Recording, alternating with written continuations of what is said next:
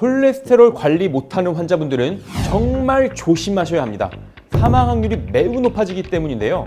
제가 콜레스테롤 수치가 높고 고지혈증인데 특히 신경 쓰면 좋을 게 뭐가 있을까요? 사실 저도 주변 지인 중에 아프신 분이 직접 주신 질문이라 고민을 많이 했습니다. 고지혈증이 좋아지려면 우선 무엇을 더 하는 것이 아닙니다. 바로 무엇을 덜 먹고 피할 것인가입니다. 왜냐하면 우리가 쉽게 다가갈 수 있는 음식들이 생각보다 안 좋은 영향을 끼치기 때문인데요. 오늘은 그 음식들을 알아보려고 합니다. 자, 건강한 미래를 위해 지금 시작해볼까요?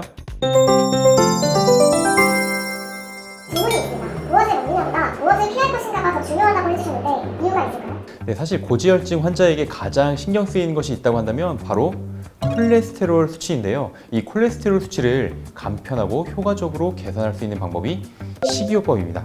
또한 평소 식습관에서 몇 가지만 조심한다면 콜레스테롤 수치를 충분히 저하시킬 수 있습니다. 그렇다면 외식으로는 어떤 음식들이 있을까요? 대표적으로는 첫 번째 빵, 두 번째 튀긴 음식, 세 번째 식물성 기름, 네 번째 지방이 많은 고기, 다섯 번째 달달한 음식들이 있습니다.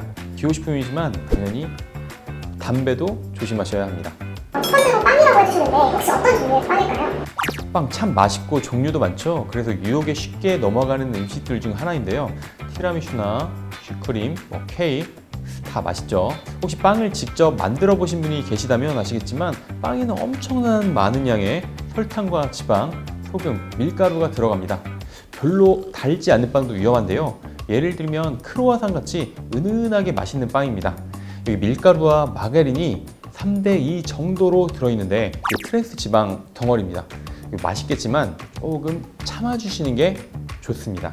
빵도 힘든데 두 번째는 바로 튀긴 음식이라고 해주셨는데요. 튀긴 음식은 어떤 부분이 고지혈증 환자에게 안 좋은가요? 빵이 첫 번째 위기라고 생각하면 오산입니다. 네, 그 브랜드 그리고 돈가스, 탕수육, 도너츠, 핫도그, 라면 정말 많습니다. 제가 좋아했던 음식입니다. 이런 음식들이 만약 쇼트닝을 사용해서 튀기기까지 했다면 트랜스 지방산, 포화 지방산 덩어리 그 자체라고 보셔도 되겠습니다.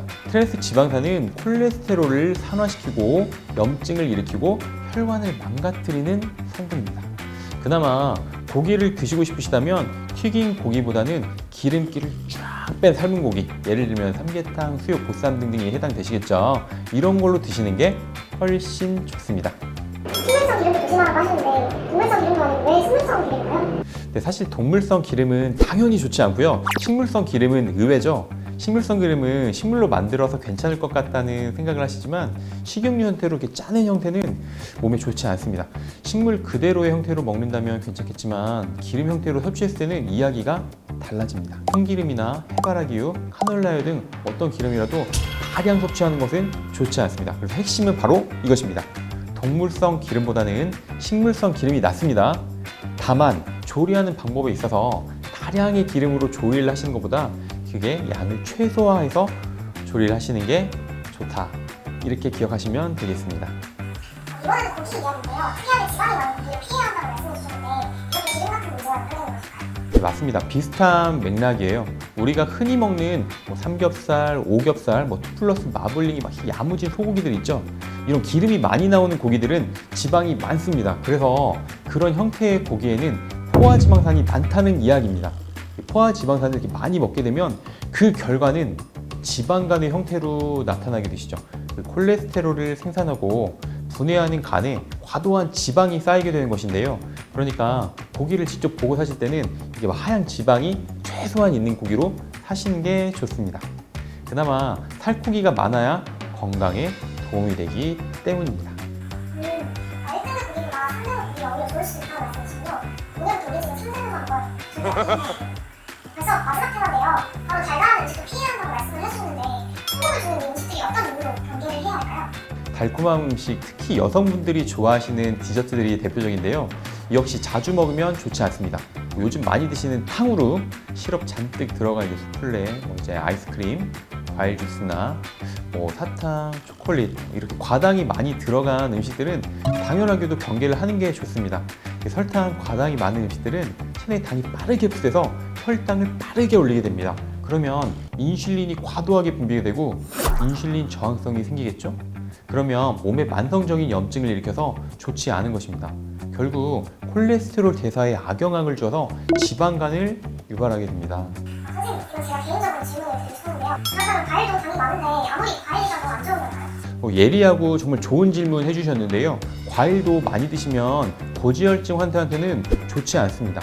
하지만 적당량 이하로 드신다면 적당하겠죠? 다들 이렇게 주먹 한번 줘보시겠어요?